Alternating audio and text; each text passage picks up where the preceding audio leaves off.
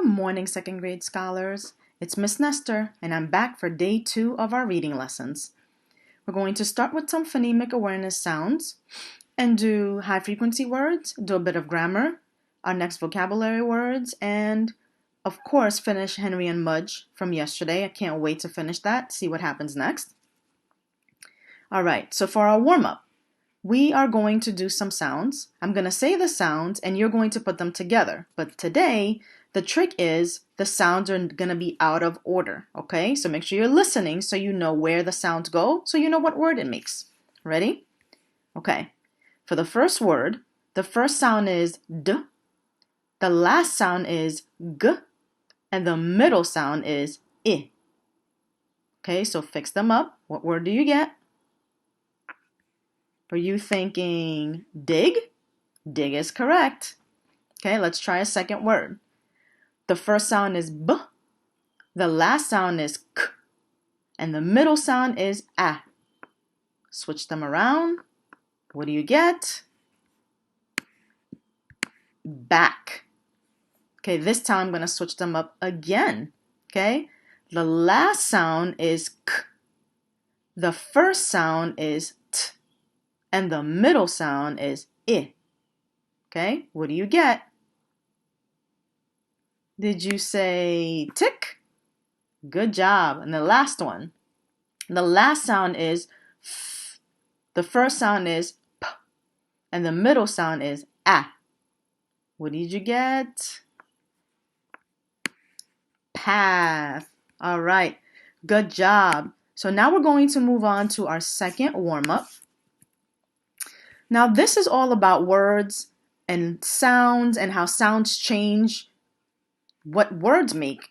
So we're going to look at from the first word to the second word just to see how things change. And we're doing this because, as good readers, we pay attention to every sound, the beginning, the middle, the end. That's how we figure out what words are, okay? So the first word is slim, okay?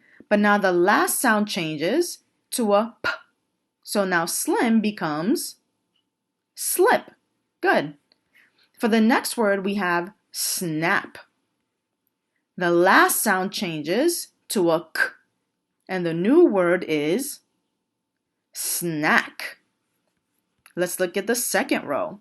We start off with pick. Now we change the middle sound to an A. What do we get? Pack. Good. Next, we have trip. Okay? Trip changes the middle sound to an A and becomes trap. Good. Last one, we have clap, and this time we're changing the beginning sound, and we get the new word, rap. Good job if you got them. Now we're going to build some words. Some letters will pop up. We'll say the sound, and we'll see what letter and what it is, and see what sound it makes, and then see what word it is. You ready?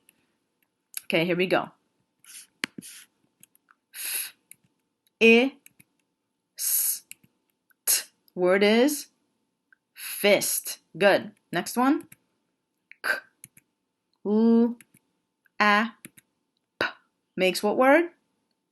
Clap. Very good. Last one. G, R, I, N. All together makes grin. Good work. Now, we are going to do a word sort, okay? We've been talking about the short A and the short I sound. The short A makes the A, and the short I makes I. We have these words here in the middle that we're going to sort to the right place, okay?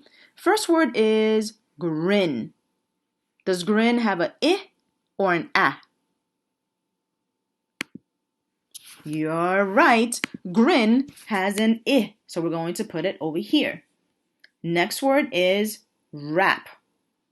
What do you think, A or I?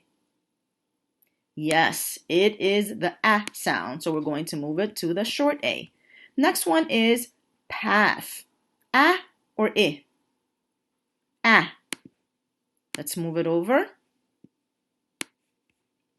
Okay. Next word is trip.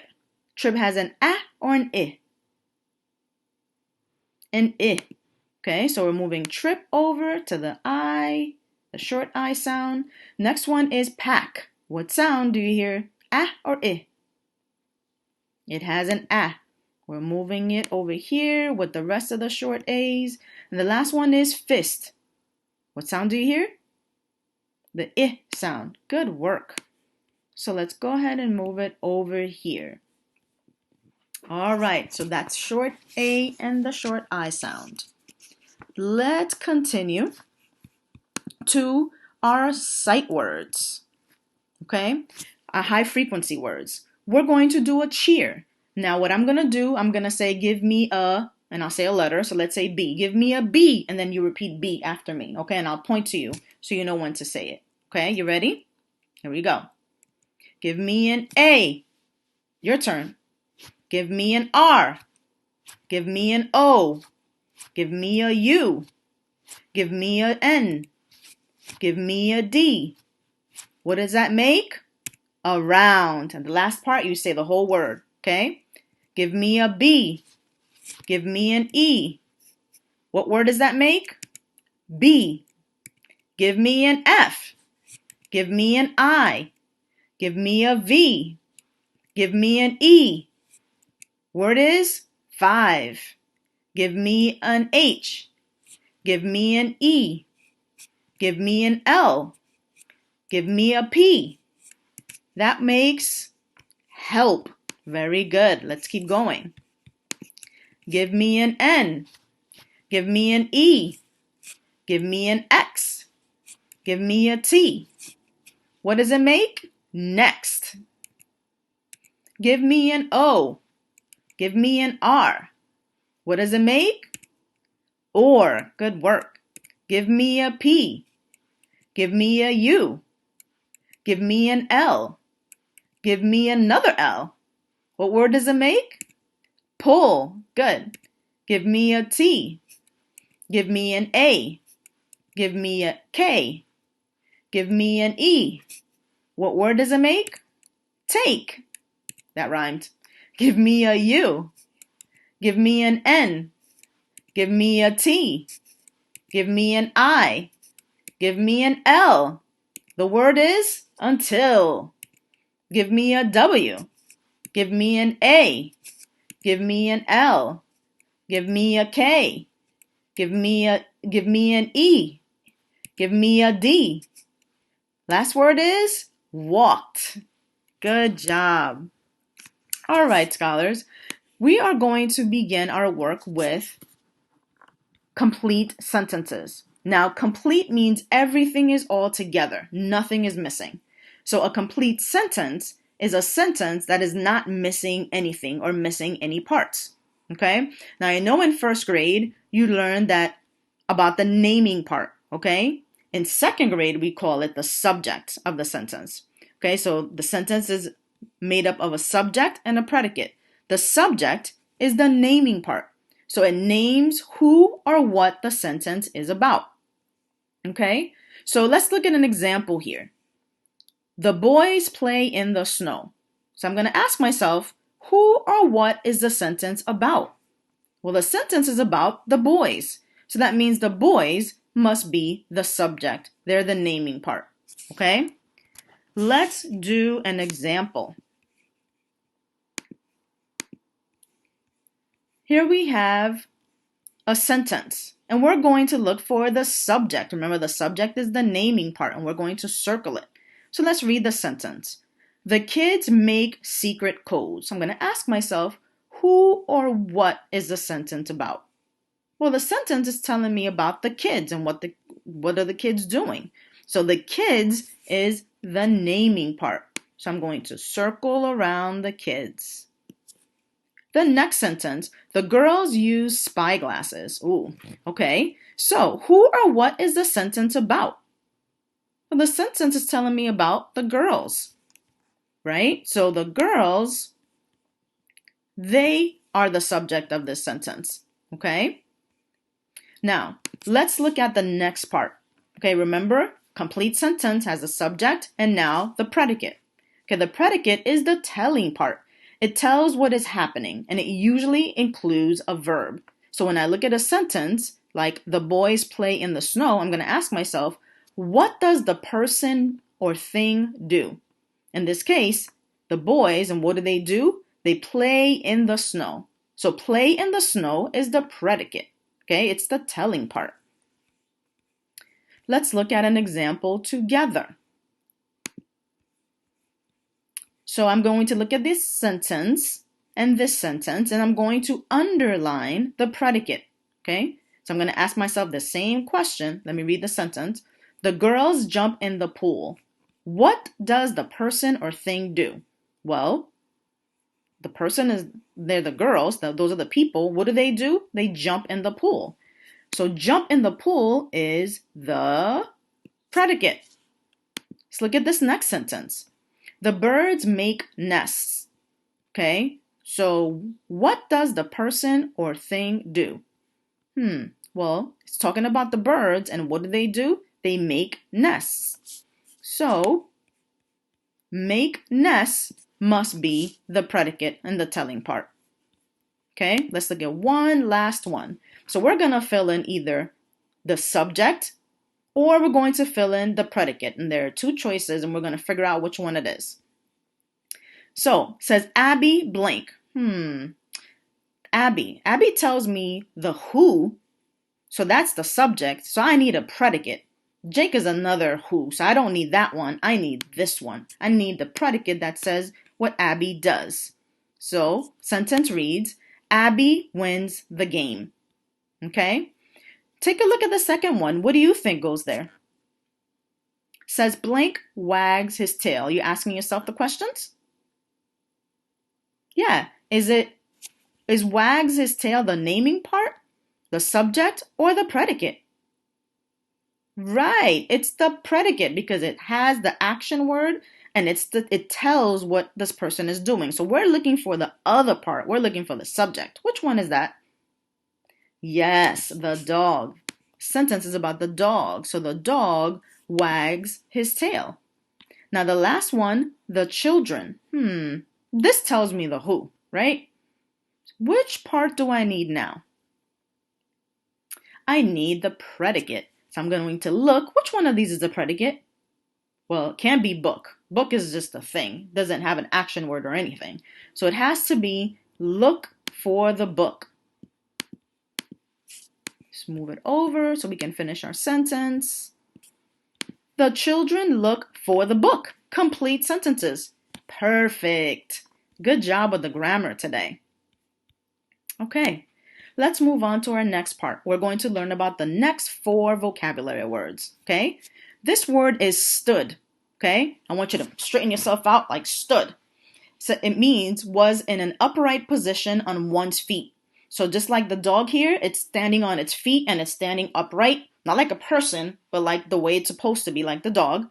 The sentence says, the children measured the dog. He stood 1 foot tall. So that means when he's standing on his 4 feet, he is 1 foot tall. Okay? So stood, this is the motion, stood. It means was in an upright position on one's feet. Repeat. Was in an upright position on one's feet. Good. Next word. Drooled. This word means let saliva or spit, that's another word for spit, drip from the mouth. Okay, and we're gonna do this to show it. Okay, ready? Drooled. It means, say it with me, let saliva drip from the mouth. Now, here's our sentence. The Saint Bernard drooled all over the place. Saint Bernard is a type of dog. Okay? I mean, you can see the drool coming down right here. Okay? So the word is drooled, and it means, tell me, let saliva drip from the mouth. Okay? Our next vocabulary word is curly. Okay? Curly. Now I want us to do like this for curly. Okay? This is the motion for curly to help us remember. It means having a twisted, ring, or spiral shape. Okay? Say the word curly. Good. Say the definition with me. Having a twisted, ring, or spiral shape like this. Okay, here's a sentence. A poodle is a dog that has very curly hair. Curly. Okay. Our last word for today is wade. Okay. What's the word? Weighed. Had a certain heaviness. I want you to do like this to push your hand down so you can feel how much it weighs, to feel the heaviness of it. Weighed, like this. Push down. Okay, that's going to be the motion. Weighed. And it means, say it with me, had a certain heaviness. Okay, here's our sentence. A dog can be weighed on a scale.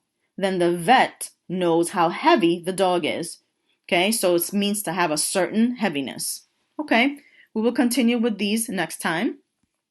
Now let's review our skill. Remember, we were working on sequence of events. Remember, that means when one event happens and then another, but in time order, right? First, next, and last. This is called sequence.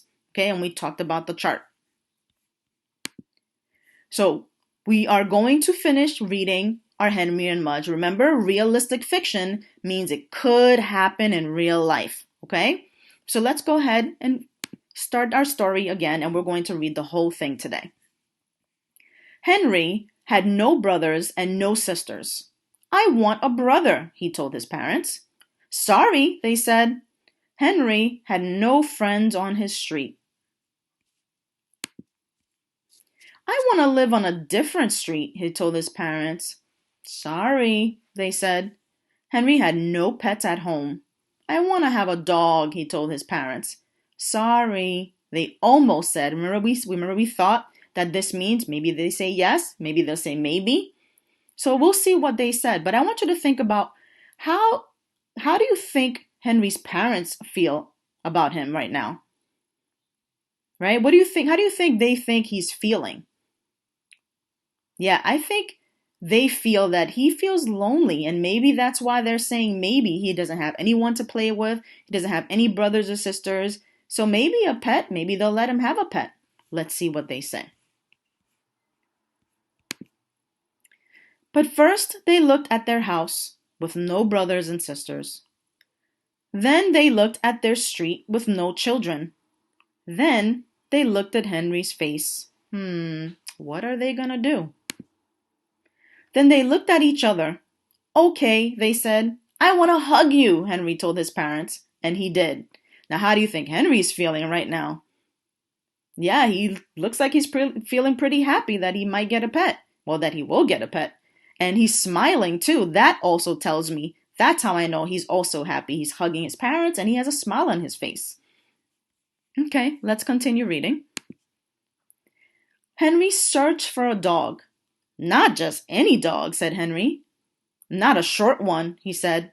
Not a curly one, he said. And no pointed ears. Then he found Mudge. Mudge had floppy ears, not pointed, and Mudge had straight fur, not curly. But Mudge was short. Because he's a puppy, Henry said. He'll grow. Wonder if that will really happen. Let's see. And did he ever? He grew out of his puppy cage. He grew out of his dog cage. He grew out of 7 collars in a row. And when he finally stopped growing, he weighed 180 pounds. He stood 3 feet tall and he drooled. I'm glad you're not short, Henry said. And Mudge licked him, then sat on him. Oh, wow. So let's talk about our skill. Okay, we're going to put all the events that happen in order. So let's take a look at this and see if this makes sense. Henry asks for a brother. That was the first thing. And then Henry asks to move to a different street. Remember they said sorry, right? And then he asked for a dog, and that's when they almost said sorry, but they didn't. Then Henry searches for a dog. He couldn't find one at first, but then he finds Mudge. And Mudge grows very large, as we saw on the last picture. Okay, so let's talk about author's choice. Remember, authors choose strong words to make the story more interesting, or they also use strong words so that they can help you put a picture in your mind so you can see what things look like. So let's talk about some of the author's word choices. What words do the author use to describe Mudge? Let's start with that first question. Let's see. This is the page where they describe Mudge. What words do you see? How did they describe Mudge? Did you find it? Yep, right here. Some of our vocabulary words. He had floppy ears. So floppy ears, straight fur. But he was short, but only at first, right? But those were the ways that they described him. Okay? I can get a picture in my mind. Could you? Yeah. Let's see what other kind of choices the author made. What does Henry mean when he says, not just any dog? Wonder why he used those words. Why do you think? What did he mean? Exactly. I thought the same thing.